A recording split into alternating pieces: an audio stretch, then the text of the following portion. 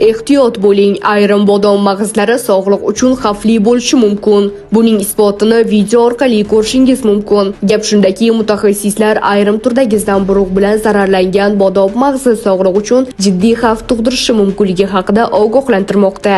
Ayniqsa, bunday mahsulotlar homilador ayollar uchun yanada xavfli ekani ta'kidlanmoqda. Ma'lum qilinishicha, zamburug' tushgan yong'oq va mag'izlarda aflatoksin deb ataluvchi zararli moddalar paydo bo'lishi mumkin. Ushbu modda uzoq muddat iste'mol qilinganda organizmda salbiy ta'sir ko'rsatib, hatto saraton kasalligi rivojlanish xavfini ham oshirishi mumkin. Shu sababli mutaxassislar bozorlarda yoki savdo nuqtalarida mag'iz sotib olayotganda uning rangi, hidi va tashqi ko'rinishiga alohida e'tibor berish, mo'g'or yoki zamburug' alomatlari bo'lgan mahsulotlarni iste'mol qilmaslikni tavsiya qilmoqda. Agar mag'izda g'alati hid, qoramtil dog'lar yoki mo'g'or belgilari sezilsa, uni iste'mol qilmaslik maqsadga muvofiq. Siz mag'iz yoki yong'oq sotib olayotganda uning sifatiga e'tibor berasizmi? Fikrlaringizni izohlarda yozib qoldiring. Surxondaryoliklar kanalini bizda kuzating va kanalimizga obuna bo'ling.